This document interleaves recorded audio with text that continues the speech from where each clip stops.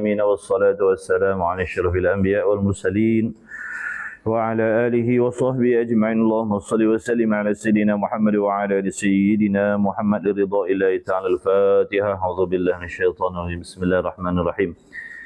الحمد لله رب العالمين الرحمن الرحيم مالك يوم الدين إياك نعبد وإياك نستعين اهدنا الصراط المستقيم صراط الذين أنعمت عليهم غير المغضوب عليهم ولا الضالين آمين. بسم الله الرحمن الرحيم. الحمد لله رب العالمين والصلاة والسلام على أشرف الأنبياء والمرسلين وعلى آله وصحبه أجمعين. سبحانك لا علم لنا إلا ما علمتنا إنك أنت العليم الحكيم. اللهم افتح علينا حكمتك وانشر علينا من خزائن رحمتك يا أرحم الراحمين.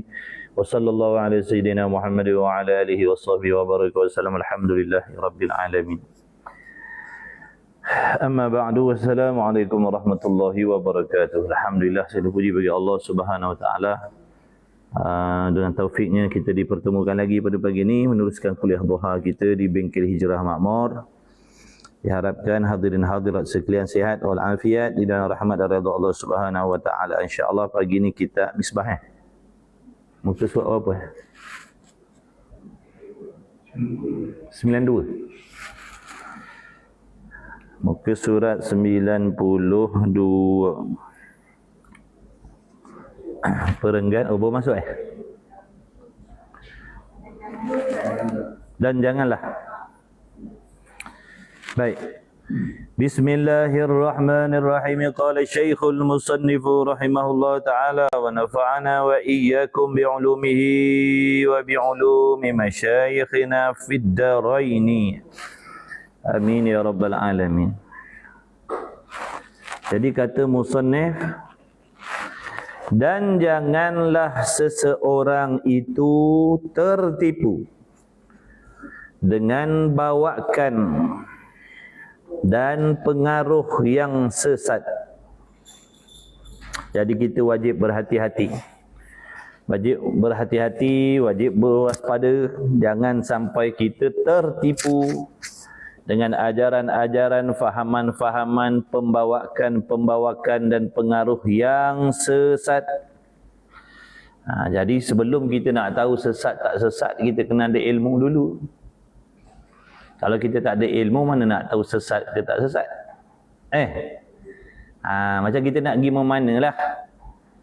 Kita nak pergi mana, satu tempat, kita tak tahu tentang jalan nak pergi ke situ.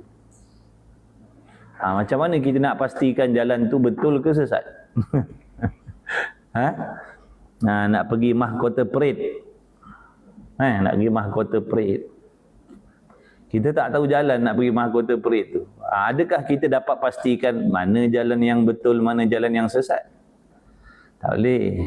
Kita akan main agak-agak. Agak-agak betul kot jalan ni kot. Jalan tu salah kot. Dia jadi macam tu. Kecuali orang yang dah tahu jalan. Orang yang dah ada ilmu, mana yang dah ada pengetahuan tentang jalan nak pergi mahkota perit tu. Dia kata, ni jalan betul. Kita jadi driver. Kita masuk jalan ni, dia kata ni jalan salah ni. Sebab apa dia kata ni jalan salah? Sebab dia dah ada ilmu, dia dah ada pengetahuan tentang jalan tu. Kita tak tahu. Jadi bila kita tahu, kita main agak-agak, main congak-congak. Ni betul ke salah ni jalan? Jalan je lah. Kalau betul, mujur lah. Kalau tersalah, naya. Sebab tu kita kena ada ilmu dulu.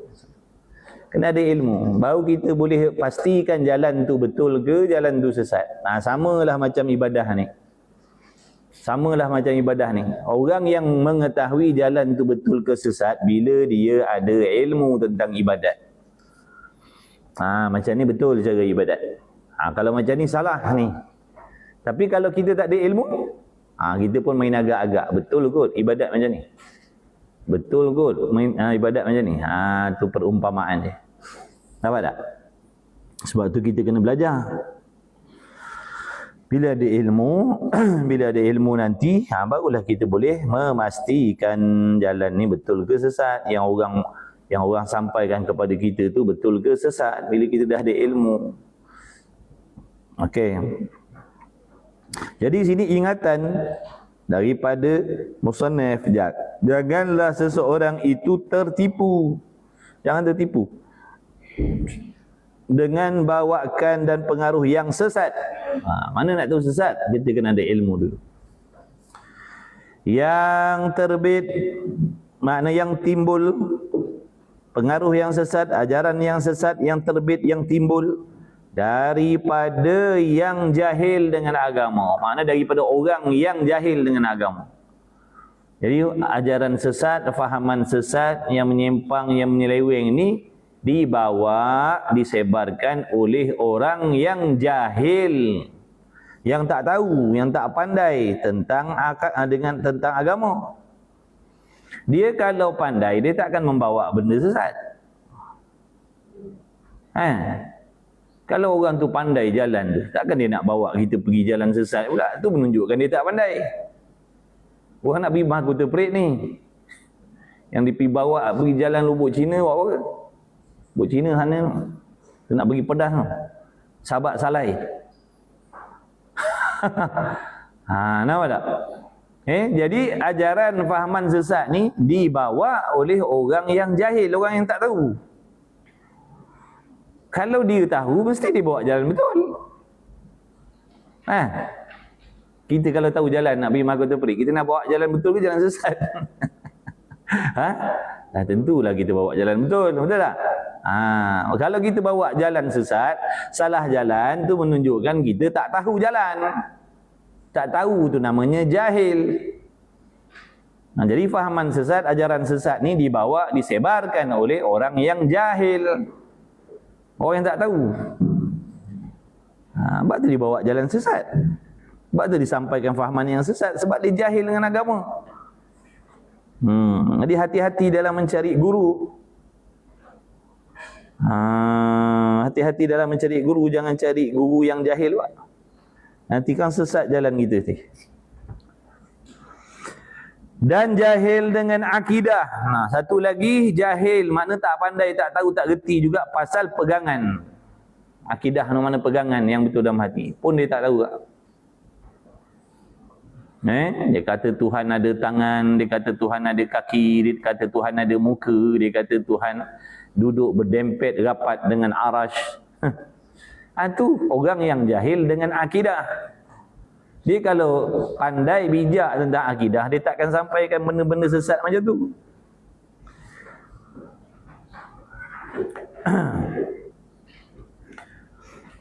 Dan dengan akidah, dengan akidah agama yang mengajak orang-orang awam. Ini contoh lain ni. Ajaran sesat tu banyak, fahaman sesat tu banyak. Ini antara dia. Jadi kita ni kena waspada, kena hati-hati ni. Jangan tertipu, jangan terpengaruh, jangan tersesat, jangan terikut, jangan terpujuk rayu dengan fahaman yang sesat, ajaran yang sesat yang dibawa oleh orang yang jahil dengan agama dan yang jahil dengan akidah agama, yang mengajak orang-orang awam kepada berzikir tahlil. Ayat belum habis lagi. Faham? Kalau berhenti situ nanti jadi Wahabi. Faham tak? Jangan tidur lah. Kang tidur berhenti kat situ. Nanti kang ingat tak boleh bertahlil, berzikir pula kang. Belum habis lagi. Terus. Tarik nafas panjang sikit. Sebab ayat dia panjang kok. Berhenti salah tempat nanti kang maksud jadi lain. Berhenti salah tempat maksud jadi lain. Sebab tu nak baca sampai habis. Selagi tak sempurna kalam tu. Jangan hurai lagi, belum sampai belum habis lagi. Tengok tu dia kata macam mana? Orang yang jahil dengan akidah agama yang mengajak orang-orang awam. Orang awam ni apa? Orang ramai-ramai lah, netizen. Netizen. Orang awam ni netizen, bukan orang kerja awam, penjawat awam, mana? Ia mengajak orang-orang awam kepada berzikir tahlil. La ilaha illallah, la ilaha illallah, la ilaha illallah. Dan menerima tariqah. Nak join tarikat tu. Naqsyabandiyah lah, Ahmadiyah lah, macam-macam tu. Dengan bermacam-macam tariqah. Macam-macam lah tariqah ni, bukan satu. Macam-macam tariqat ada atas dunia ni. Dibimbing oleh guru yang mursyid. Tu tariqat tu perjalanan khusus. Yang dibimbing oleh guru yang mursyid. Yang boleh membimbing zahir dan batin murid tu tadi sampai kepada Allah. Beribadat dengan cara yang betul. Dipantau oleh guru. Dengan bacaan-bacaan tertentu, amalan-amalan tertentu, wirid-wirid yang tertentu. Tu tariqah. Dah tu kalau tak ambil tariqah ni, macam mana? Tak sampailah kita kepada Allah, amalan kita Allah tak terima lah kalau macam tu. Jawabnya, kalau betul caranya, sampai juga. Yang kita sedang belajar fardu ain, fiqh, tasawuf, tauhid ni, satu jalan juga daripada jalan-jalan nak mendekatkan diri kepada Allah.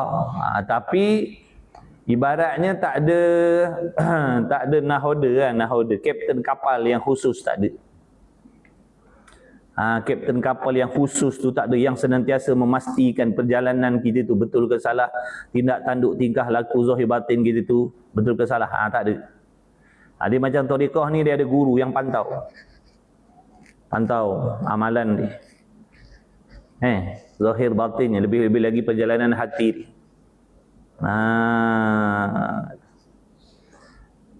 Macam kita buat beribarat gini lah, macam tariqah ni dia macam sekolah, sekolah jadi cikgu. Macam tak ada tariqah ni macam pelajar luar sekolah, pelajar luar pelajar luar. Pelajar luar. Dia tak ada guru yang memantau dia. Tapi dia nak kena hati-hati lah. Salah jalan nanti kan lain pahaman dia. Jadi tariqah tu pula ada yang menempati syariat, ada tarikat yang sesat. Faham? Sebab tu kita kena waspada. Sebab tu kita kena bereskan dulu fardu ain ni, ngaji sungguh-sungguh fardu ain, fahamkan dulu. Sibuk nak bertarikat, fardu ain pun tak mengaji lagi. Sibuk nak bertarikat. Kang terikat nanti kang. Kena ikat nanti. Ngaji fardu ain ni lumat-lumat dulu. Fahamkan fardu ain ni lumat-lumat dulu. Ngaji tasawuf betul-betul, fahamkan dulu masalah hati, penyakit hati macam mana. Ini kita tak mengaji lagi.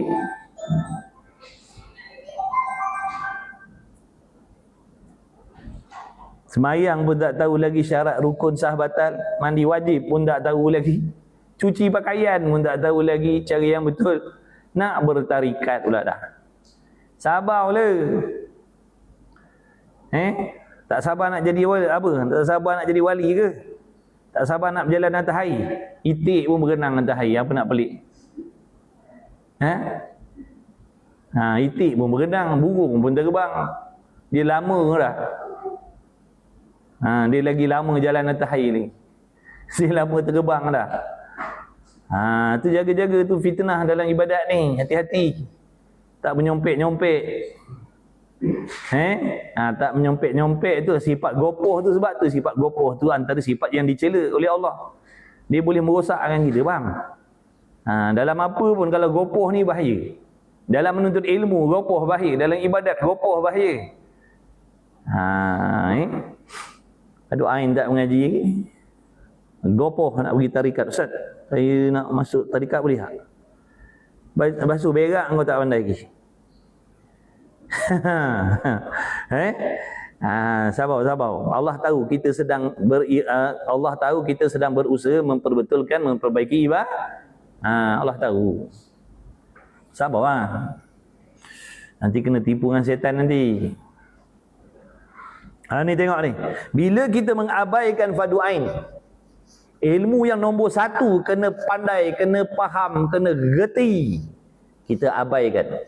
Kita tak peduli. Maknanya benda penting-penting dalam ibadat kita tak Kita tak tahu lagi, tak kejap, tak mantap lagi. Sebab tu orang yang macam ni biasanya mudah dipedaya oleh pahaman sesat ni. Dia offer macam-macam main masuk ni. Kita kalau berzikir ni begian akan dapat begian. Ni jalan shortcut nak sampai kepada Allah, dapat redha, naik maqam yang tinggi, darjat yang tinggi. Kita pula pada doa tak belajar. Syaitan nafsu ada dalam hati perut kita. Itu yang banyak kena tipu tu. Hati-hati. Sebab tu kalau Tok Guru pesan, padu ain jangan tinggal, dengarlah, jangan buat keras kepala. Jangan buat keras kepala. Jangan bawa kita lebih reti daripada guru lagi. Guru kalau nasihat tu adalah sebab ni. Guru kalau larang tu adalah sebabnya. Dia lagi tahu lagi. Dia guru, kita murid. Dia dah belajar puluh tahun, kita baru belajar 3 hari. Faham tak? Sebab tu dengar nasihat guru tu. Ni ada jenis anak murid tapi keras kepala. Jangan Tok Guru kata nanti dulu, belajar dulu pada doain. Tak apa. Dah jumpa 3 tahun akan datang, jumpa dah bercakap seseorang. Dah bercakap seorang-seorang, putus wayar. Wayar short. Hati-hati, jangan main-main. Ibadah ni bahaya tau. Ni bukan main-main. Ibadat ni bukan benda main-main, bukan benda suka-suka. Salah cara, binasa kita nanti. Jangan main-main. Baik lelaki, baik perempuan. Kadang-kadang ada, perempuan pun ada, nak bertasawuf. Aurat pun tak tutup. Tasawuf apa? Aurat pun tak tutup, nak tasawuf apa? Cakap bukan main. Cakap pasal hakikat. Cakap pasal makrifat. Lengan tak tutup. Tasawuf apa? Orang tasawuf ni orang yang betul-betul jaga hatinya, jaga maksiat, jaga diri pada maksiat. Kita diri pun tak terjaga, kita macam mana kita nak bertasawuf? Duduk meliuk lentok dalam TikTok ni. Tasawuf apa? Sebab tu tasawuf ni sembang boleh. Semua orang boleh sembang pasal tasawuf ni. Baca banyak kali, hafalkan, boleh ulang balik. Baca banyak kali, hafalkan, ingatkan, boleh sembang balik, boleh cakap, boleh lakonkan balik. Tapi amalannya belum tentu. Faham tak? Sebab tu banyak dalam TikTok ni duk cerita pasal tasawuf, mata biru. Mata biru, duk posing sini, posing sana, cerita tasawuf, cerita sufi. Kejadah apa tu? Patutnya kalau kau makin hebat kau punya tasawuf kau, makin hebat makrifat kau, orang makin tak jumpa kau. Lebih-lebih lagi kau orang perempuan. Faham tak? Ini tasawuf. Tapi tabiatnya macam orang lain. Posing sini, posing sana, ke air terjun sini, air terjun sana. Mari bertasawuf, kata dia. Tasawuf kejadah apa tu? Hati-hati, jangan main-main. Tipu daya setan tu halus. Pasukan adalah yang mengikutnya. Adalah yang mengikutnya. Tanggapannya, oh betul ni tasawuf ni. Tu sebab tadi dia kata ajaran orang yang sesat ni dibawa oleh orang jahil. Jadi kalau ada ilmu bukan macam tu. Kalau betul-betul dia mengamalkan ilmu tu, dia bukan macam tu tabiat dia. Kecuali dia short wayar tu tak tahulah. Kalau wayar dia dah short tu lain. Tapi kalau betul dia takkan buat macam tu. Lebih-lebih lagi orang perempuan. Mendakwa diri bertasawuf tapi berhias-hias mukanya, berhias-hias keningnya, meliuk lentok gambarnya. Hati-hati kawan-kawan.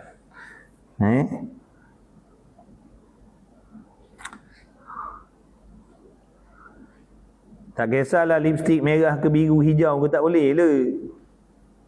Tak boleh. Bila menarik perhatian, lelaki ni dia suka tengok orang lawa. Tu lelaki. Dia suka tengok perempuan lawa tu lelaki normal lah. Kalau dia suka tengok lelaki lawa tu masalah. Faham? Dia kalau lelaki normal dia suka tengok perempuan lawa. Tu. Kalau dia suka tengok lelaki lawa itu masalah tu. Pergi berubat cepat. Macam itulah juga orang perempuan. Dia suka tengok lelaki yang tampan, yang kacak. Normal lah tu. Orang perempuan ni tak boleh.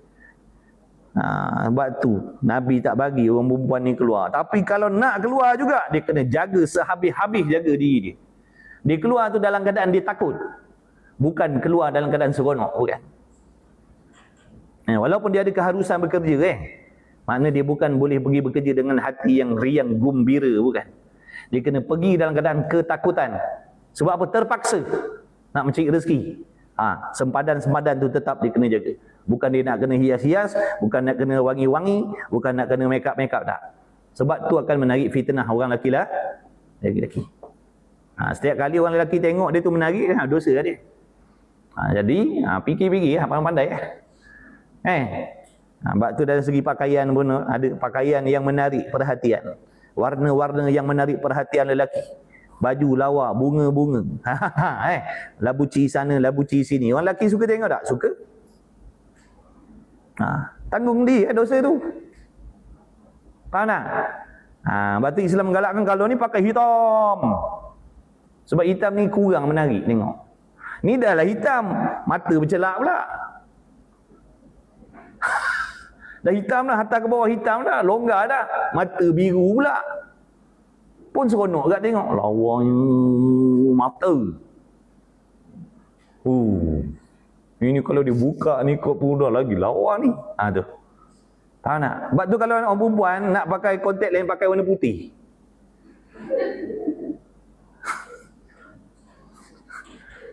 Orang perempuan kalau nak pakai kontak lens sangat tu pakai warna putih. Pergi kerja pakai warna putih. Orang lelaki takut tengok. Dia kata, ni yang kuntilanak ni. Ni nak ajar lah, nak ajar. Dia kata sebab apa? Dia kata terpaksa pakai kontak lens. Sebab tak pun. Nak pakai cermin mata susah. Saya terpaksa pakai kontak lens. Baik. Tujuan apa? Supaya boleh memandang. Supaya boleh melihat. Supaya tak masuk longkang. Okey? Pakai kontak lens warna putih. Maknanya boleh tengok jalan, boleh membaca macam biasa. Cuma orang tak tarik lah. Orang tak tertarik, tak terpegun lah tengok kita. Faham? Selamatlah daripada fitnah ni kan. Mata kita coklat cair, hijau cair, biru. Kan dekat office, dekat mana-mana dia sembang, orang tengok mata kita. Faham tak? Tapi itulah susah nak cakap. Cakap senang lah. Susah. Dia ada alasan dia kan. Inilah itulah alasan dia. Sebab tu orang lelaki suami pesan dengan bini. Dia nak dengar tak nak dengar, besok dia tanggung sendiri. Kita lepas dah. Kita mengingat, kita warning, kita lepas dah. Besok dia jawab lepas Tuhan alasan itu. Faham tak? Jangan kita lelaki takut pula nak bagi tahu bini kita. Dia buat alasan gini-gini, besok dia jawab sendiri. Kita lepas dah. Kita tak redha maknanya. Kita tak suka bini kita orang lain puji kata lawa. Kalau lelaki disuka bini dia orang puji kata lawa, itulah sifat-sifat suami dayus tu. Dia seronok. Orang lain tengok bini dia lawa, dia seronok. Itu dayus. Faham tak orang lelaki? Ingat senang ya?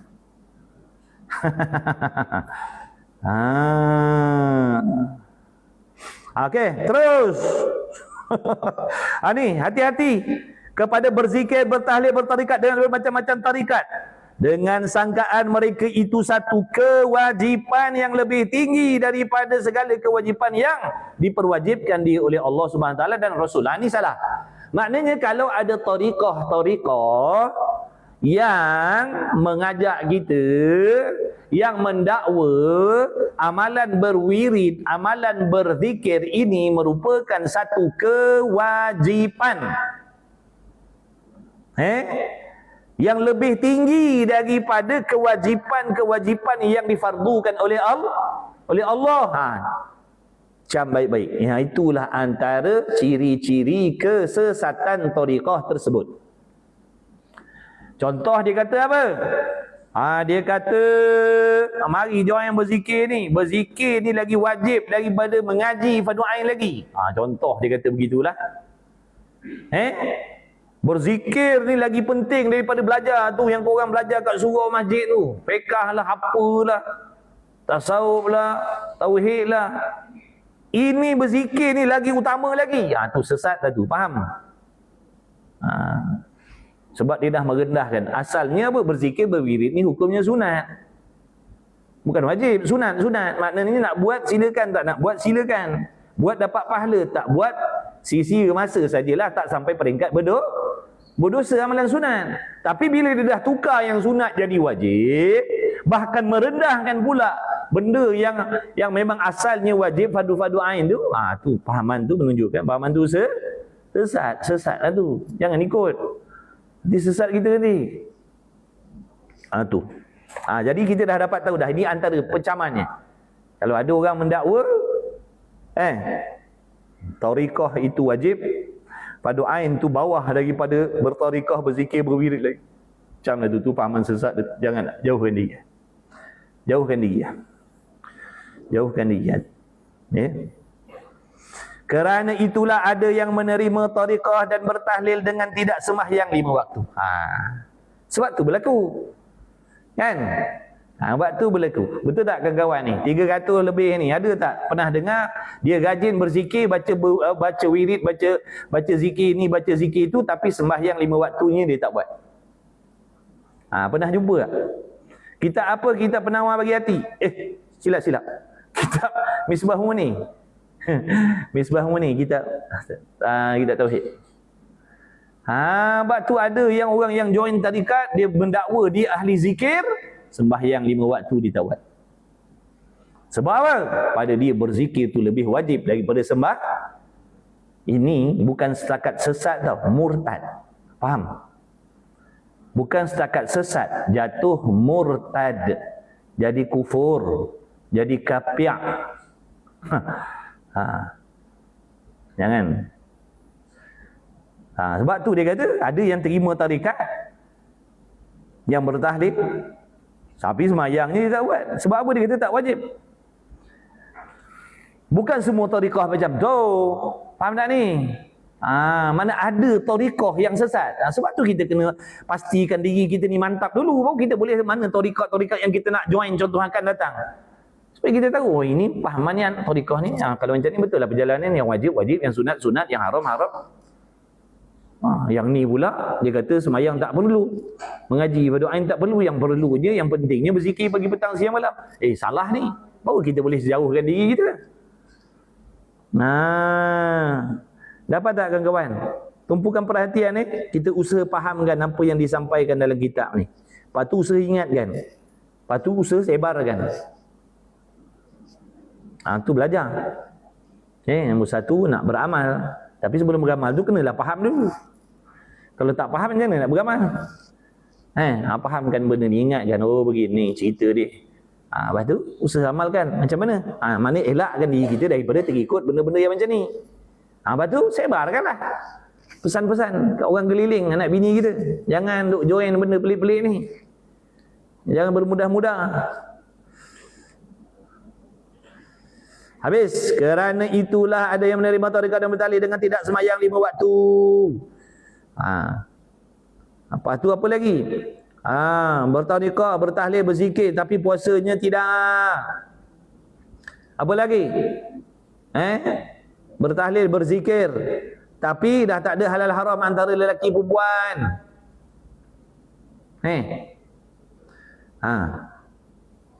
Bini engkau, bini aku. Anak engkau, anak aku. Dia jadi macam tu. Sesat lah tu, menyalahi syariat. Boleh duduk bersekali, lelaki perempuan boleh campur. Tak ada masalah. Dalam majlis zikir tu boleh duduk sekali, lelaki perempuan campur sekali.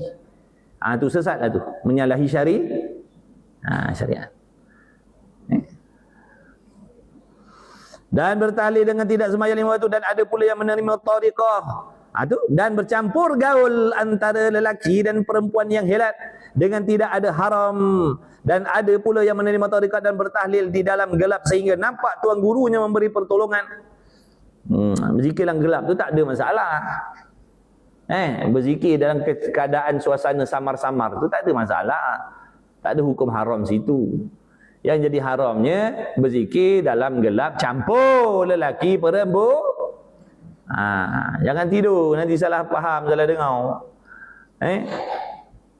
Zikir dalam gelap tak ada masalah. Nak semayang dalam gelap tak ada masalah.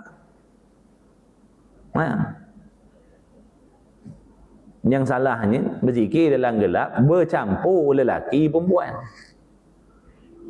Kita tengok tarekah yang benar, tarekah yang betul, walaupun dia berzikir dalam cahaya sama, dia asing. Lelaki bila dia tengok macam tu terus kita hukum sesat. Padahal kita yang bodoh, kita yang jahilnya, kita yang tak tahu ceritanya. Sebab tu suruh mengaji, suruh belajar agama supaya kita boleh tahu macam-macam benda dalam agama. Kalau kita tak ada agama, tak ada ilmu, nanti benda yang benar kita kata salah. Benda benar, benda betul, tapi dek kejahilan kita kata salah. Kita yang tak tahu, kita tak nak belajar. Nak berzikir dalam gelap tak ada masalah selagi dipatuh syariat. Lelaki tempat lain, perempuan tempat lain, tutup aurat macam biasa, tak apalah.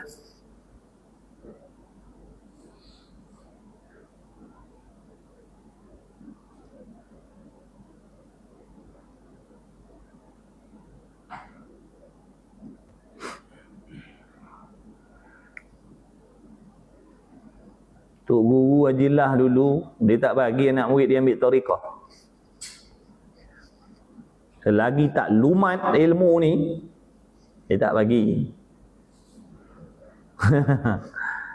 Selagi tak lumat ilmu ni, dia tak bagi. Dia tak benarkan anak murid dia pergi join mana tarekah. Kadang-kadang tarekah tu betul, kita ditipu oleh setan dalam diri. Contoh, sekarang ni kalian sedang belajar fardu ain. Belum lepas lagi fardu ain. Belum faham mana lagi fardu ain. Kalian dah tertarik nak join tarekah. Kalian pun pergi. Tarekah ni betul, ikut syariat, akidahnya betul. Faham tak? Lepas tu kalian pun dah join zikir, dah join wirid, dah join program-program apa berzikir. Kalian dah syok pada berzikir, tinggal mengaji agama dah. Fardu ain dah tak nak mengaji. Ini bukan salah tarekah tu. Tipu daya dalam diri sendiri. Faham tak? Tarekah tu betul. Kita ni padahal Tok Guru yang mengajar tarekah tu, yang membimbing tarekah tu, siap ada kelas fardu ain ni sekali. Tapi malangnya bila Tok Guru ni nak ajar fardu ain, kita tak nak datang. Kita nak join zikir sahaja. Tu nampak tak? Tu disesatkan dalam diri sendiri tu.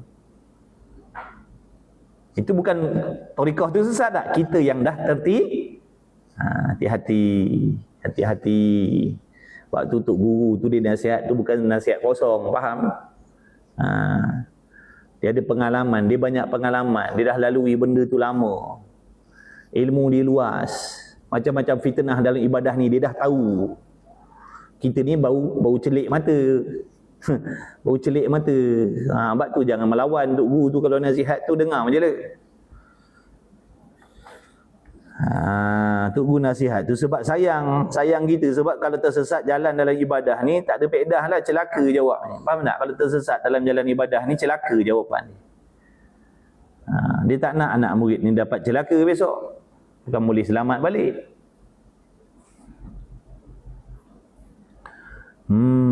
Habis. Jadi nak berzikir dalam gelap tak ada masalah, tak berdosa pun. Yang berdosanya berzikir dalam cahaya samar, dalam gelap, bercampur lelaki dan perempuan. Itu yang haram. Dengar baik-baik kawan. Dengar baik-baik. Jangan jadi fitnah. Ni kan kita tengok orang berzikir dalam gelap, kita, tu sepaman sesat tu. Ni mana pelik punya amalan ni. Kita yang pelik ni tak nak belajar. Kita yang tak nak belajarnya, woi.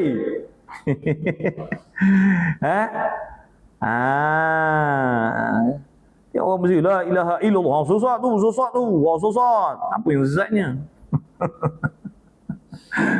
Belajarlah, barulah kita tak kena tipu. Allah, dapat pula dah kena Wahabi. Lagi lah berat. Wahabi ni dia anti tarekah ni. Musuh dia Wahabi. Sebab tu kalau tu guru ustaz-ustaz Wahabi ni dia larang orang pergi majlis zikir ni. Jangan pergi majlis zikir ni. Sesat, bid'ah. Zaman Nabi mana ada ni? Mana ada ni kumpulan-kumpulan tarekat berzikir ramai-ramai ni? Mana ada ni bid'ah dalalah ni masuk neraka kalau pergi. Tu Wahabi punya ustaz. Faham? Dia anti tarekat. Korang pergi cari dia buat tok guru lah. Elok kenal lah tu. Orang menggalakkan orang berzikir. Dia melarang orang berzikir. Orang menggalakkan orang berzikir, dia larang orang berzikir. Jangan. Kalau disko boleh. Disko tak apa. Disko tak apa. Dia tak nak tegur pula yang disko. Memabuk, joget laki perempuan dalam gelap, dalam night club tu tak ada pula ditegur bid'ah sesat yang tu. Dia sibuk orang berzikirnya, dia katanya sesat. Tu Wahabi.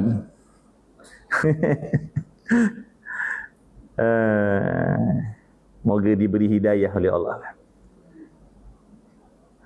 Baik. Dan ada pula yang menerima tarekat dan bertahlil dengan tidak mengetahui dan tidak belajar hukum hakam ataupun hukum-hukum agama, serta menghukum pula akan orang yang duduk belajar hukum-hukum agama itu adalah ilmu kulit yang tidak berguna, dan tahlil itulah yang terangkat martabat mereka itu kepada martabat uluhiyah, yakni martabat ketuhanan. Ada jenis tarekat yang dia memperlekehkan ni, ahli-ahli fiqh ni yang mengaji kitab fiqh, yang ngaji padu ain kat surah-surah masjid ni. Dia kata, itu semua ilmu kulit, tak berguna. Dia pelekeh situ pula. Ini semua ni tak guna, kulit saja, tak ada faedah. Belajar kat masjid tu apa benda ni? Kelas-kelas padu ain tu apa bendanya? Itu semua kulit. Ni belajar hakikat makrifat ni, tarekat ni. Ini baru betul isi dia. Nak makan isi kopi kulit dulu lah. Buah durian tu jangan kau kekoh kali dengan kulit-kulit dia, mati ni sekarang. Tercekik. Berduri tu. Kopi dulu. Sabar. Nak makan isi, sabar le, kopi perlahan. Pakai sarung tangan. Kopi perlahan. Ikut ruah dia betul. InsyaAllah boleh makan lah isi dia nanti. Lambat cepat dapat makan. InsyaAllah. Ini kau pelahap, kau tak sabar nak ke darah. Kulit pun kau tak nak kupik. Kau telan dengan biji-biji sekali, dengan kulit-kulit sekali kau telan. Matilah.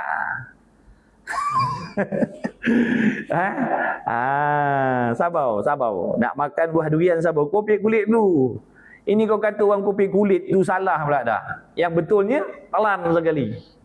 Macam mana kau nak isi dalam tu kalau kau tak kopi kulit dulu? Apa pepatah Melayu apa? Macam mana nak dapat sagu kalau tak dipecahkan ruyungnya? Lebih kurang macam tu lah. Nak dapat sagu belah dalam tu, tapi kena kopi kulit dulu. Kena terbang, kena kopi, baru dapat sagu. Ini tiba-tiba nak ambil sagu je. Mana maunya, mustahil lah pada adatnya dapat makan isi durian tanpa kopi kulit. Pada adat mustahil. Yang boleh makan durian tu kopi kulit dulu kebanyakan. Betul tak? Tak percaya pergi lah, balikkan singgah, try beli yang paling kecil sekali.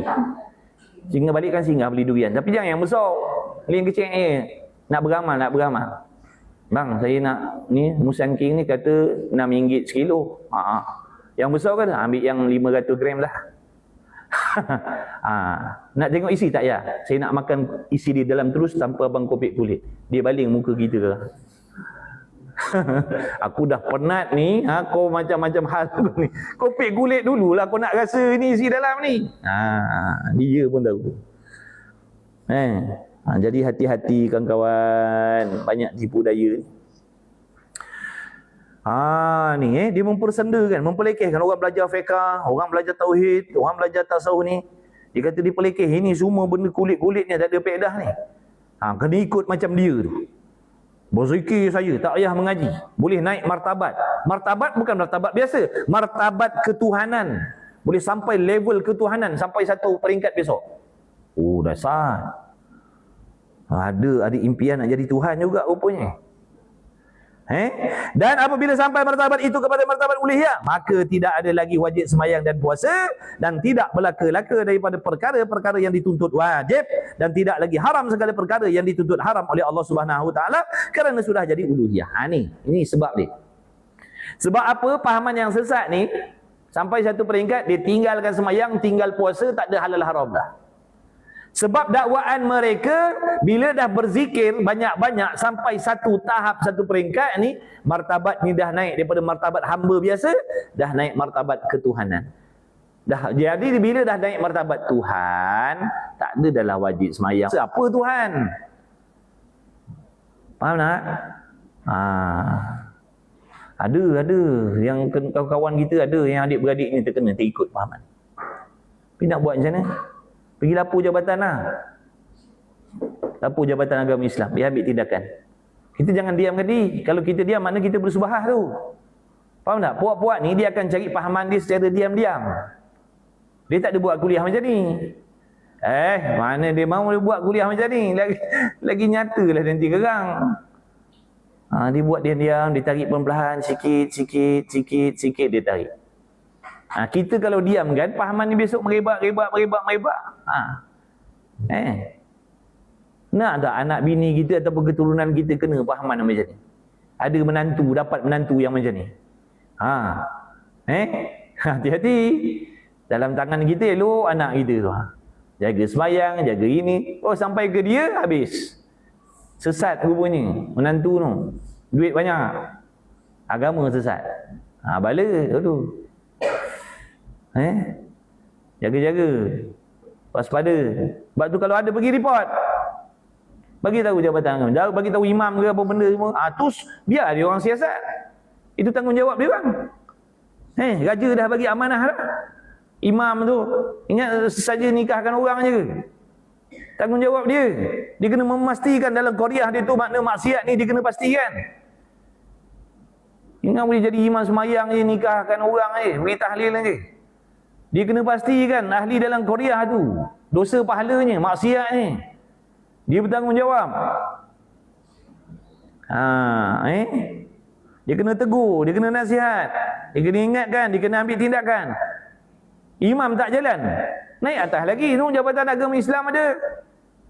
Pergi Jabatan Agama Islam tu, bagi tahu kat kampung saya ni dah dengar cerita ada orang bawa pahaman sesat ni, tak payah semayang 5 waktu, berzikir saja ni, ataupun boleh makna halal haram dah tak ada lagi dah. Pergi report. Mana dia orang tak jalankan tugas, besok dia orang jawab Faham tak? Dosa lah dia orang. Kita dah bertindak dan melaporkan, kita lepas dah. Ada baru ni. Tahun lepas. Ada jemaah kita.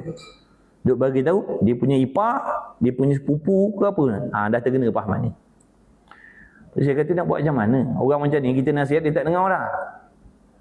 Kita ni dia tak pandang dah. Sebab pada dia apa? Dia betul lah tadi tu.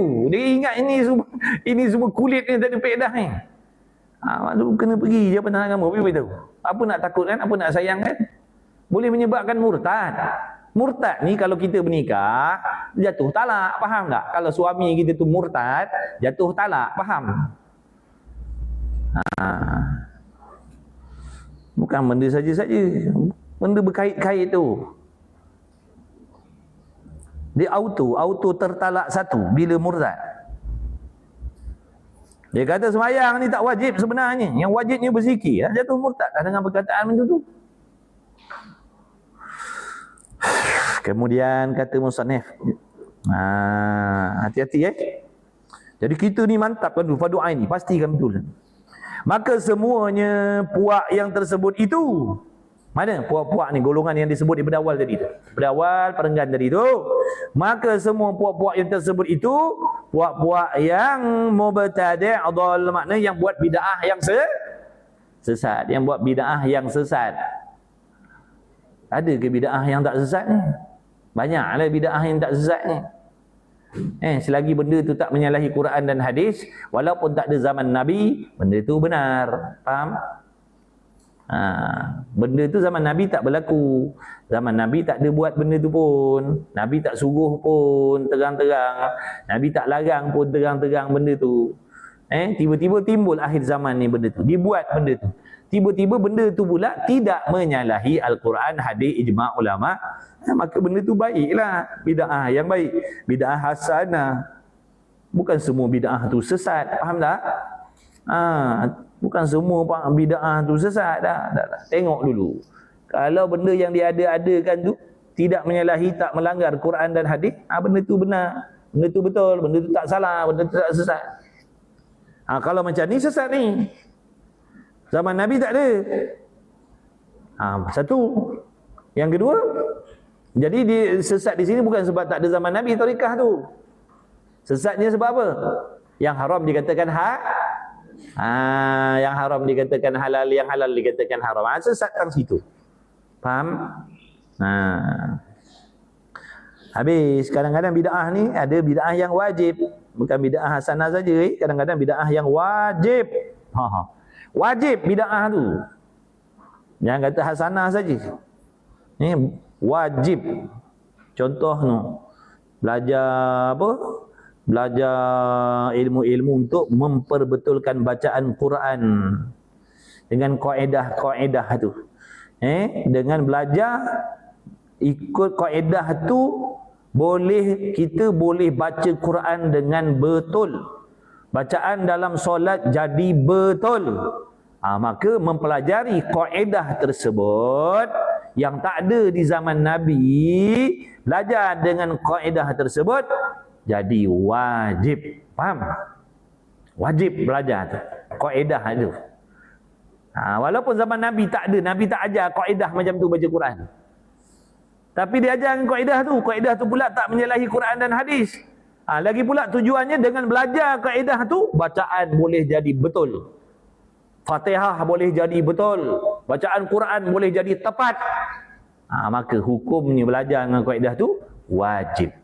Bukan kata setakat hasanah, tidak. Itu macam Iqra' kan. Ada zaman Nabi ada Iqra' kan? Iqra' satu, Iqra' zaman Nabi Iqra' berapa? Sampai berapa? Abu Bakar, Umar, Osman, Ali belajar sampai Iqra' apa? Kau muqaddam?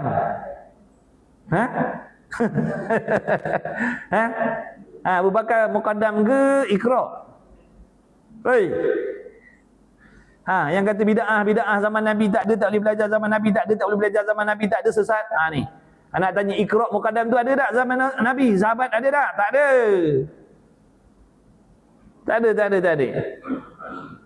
Apa tu? Tak boleh belajar. Tak boleh belajar tu. Iqra' muqaddam sesat ke belajar tu? Kan jadi bagus tu. Daripada tak pandai baca Quran jadi pandai. Daripada buta Quran jadi celik sebab belajar kaedah-kaedah tu. Betul tak? Jadi jangan kita menghukumkan asalkan tak ada zaman Nabi benda tu salah. Jangan macam tu. Jangan luruh macam pembaris. Tengok dulu.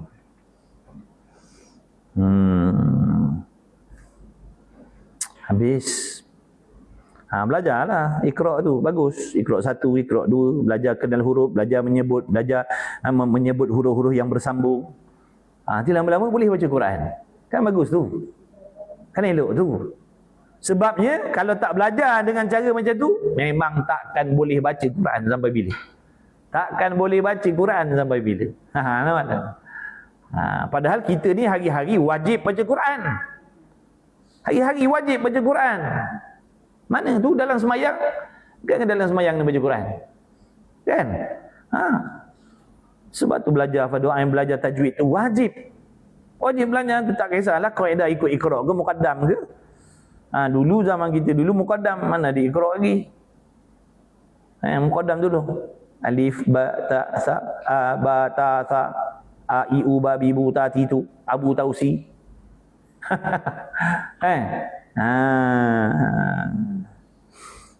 Tak kisahlah asalkan kaedah dia tu membawa kita boleh membaca Quran dengan cara yang betul. Ni dalam TikTok ni ada kita tengok ada ustaz tu lah. Dia ada kaedah dia tersendiri. Apa nama kaedah dia? Nak membaca Quran. Dia kata dalam masa sebulan pandai baca Quran dah. Tak apalah. Tak kisahlah kaedah apa pun. Selagi tak melanggar syariat kaedah tu. Dia pandai. Dia mau buat kaedah macam dia pandai buat kaedah tu. Sampai yang buta jadi celik terus Quran. Baguslah. Tolong orang. Kemudian katanya maksudnya semuanya puak yang tersebut itu puak-puak mubtadi' adall, yang menyesatkan ia akan orang-orang awam, netizen ni, dan puak yang sudah jadi murtad, wal'iyadzabillah min dzalik. Jadi murtad, na'udzubillah min dzalik. Wajib bertaubat, wajib syahadah balik. Wajib bertaubat, wajib syahadah balik. Ini kau kalau dalam tempoh edah lagi tak apa.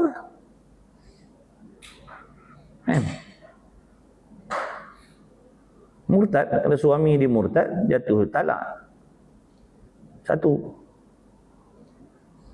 dia kena taubat cepat, syahadah balik, lepas tu rujuk. Kalau dia nak rujuk dalam keadaan kafir tak sah. Dalam keadaan dia kafir lagi, dia nak rujuk, sah tak? Dia kena syahadah dulu, dia kena taubat dulu. Sebab suami itu kafir tu, mana nak rujuk suami, dia nak rujuk bini dalam keadaan dia murtad. Faham tak? Besok habis edah tak rujuk-rujuk dengan sah, duk berjimak pula, jadi zina. Bahaya. Dan pula ada yang menerima tariqah dan bertalih sekuat-kuatnya hingga nampak Tuhan dalam dunia. Ni sesat ni satu lagi. Dengan berzikir tu boleh tengok Tuhan dalam dunia ni, boleh nampak Tuhan, boleh nampak Tuhan dengan mata kepalanya. Tu pun sesat dia tu, faham? Bukan sebab sesat sebab kuat tu. Bukan sesat dengan sebab berzikir dalam keadaan nada kuat, bukan. Berzikir dalam nada kuat tu tak ada masalah. Yang salahnya tu lepas daripada tu. Sebab tu saya kata tadi, jangan baca sekerat, baca sampai habis. Dia berzikir dengan kuat. Sebab apa nak berzikir dengan kuat? Dia kata kalau berzikir dengan kuat ni, sampai satu masa nanti kita boleh tengok Tuhan dengan mata kepala, kita boleh nampak Allah Ta'ala. Sesat. Sesat. Dan membesarkan akan guru lebih daripada membesarkan akan Tuhan. Maksudnya apa? Dia lebih mengutamakan perintah guru daripada perintah Allah. Perintah Allah direndahkan. Perintah guru nombor satu. Perintah Tuhan dah jatuh bawah. Itu semua sesat. Pahaman sesat lagi menyesatnya. Janganlah, jangan. Maka adalah semuanya itu murtad, jadi kufur mereka itu dengan ijma'. Ijma' ulama' kata kufur orang yang macam ni. Rasul Melayu lah, Ayapin lah, macam-macam lah. Apa Hasan nak rimau lah, macam-macam pahaman sesat ni banyak.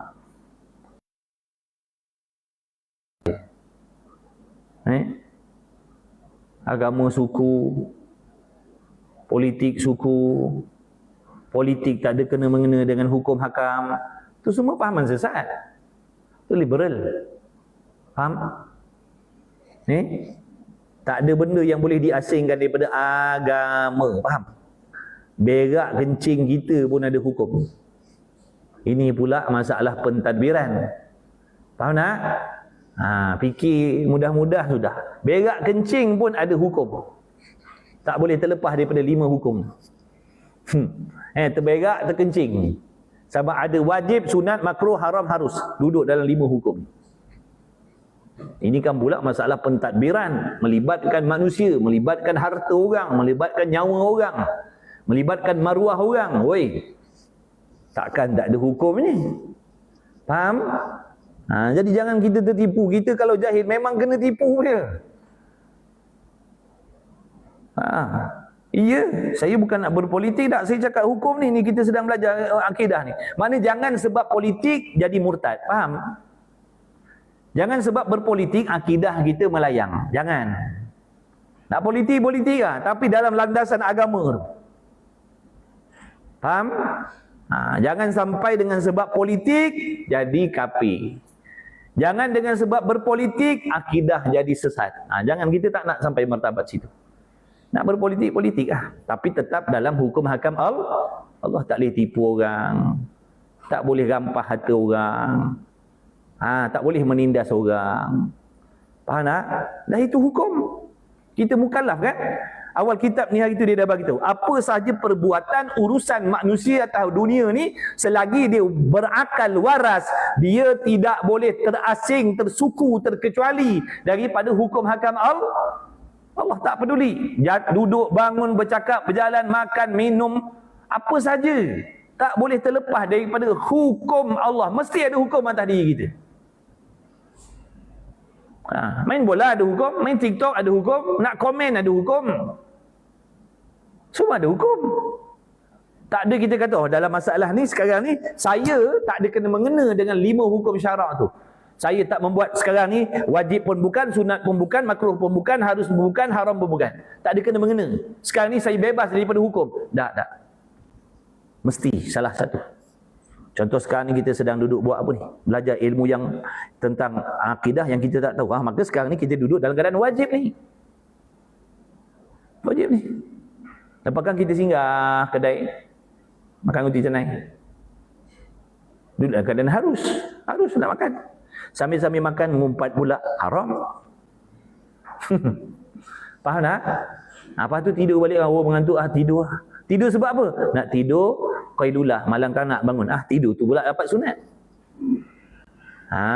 Dia semua ada hukum. Jangan kita kata ada benda suku, ni suku tak? Boleh suku daripada pisah pada agama. Itu bukan fahaman yang benar, itu fahaman sesat. Na'udzubillah. Dah fikir-fikir. Nak main bola ada hukum. Main badminton ada hukum. Nak main snooker ada hukum. Semua ada hukum. Tak boleh terlepas daripada hukum. Kita ni. Sebab tu belajar agama ni supaya kita tahu hukum hakam Tuhan tu. Apa yang boleh, apa yang tak boleh. Apa yang sunat, apa yang wajib, apa yang haram, apa yang makruh, apa yang harus. Belajarlah. Semua ulama' dah siapkan dalam kitab-kitab tu. Kita yang tak nak belajar ni. Wallahu alam. Dah habis. Nak repair kereta pula. Wallahu alam. Nanti sambung nanti sambung. Habis dah. Tanda tu kat mana? Tengah jalan ke, tepi jalan ke? Kat mana tu berhenti tu? Tanda berbesar. InsyaAllah mudah-mudahan. Ini sekarang ni tempat akak-akak ni ada air tak sekarang ni? Ada air?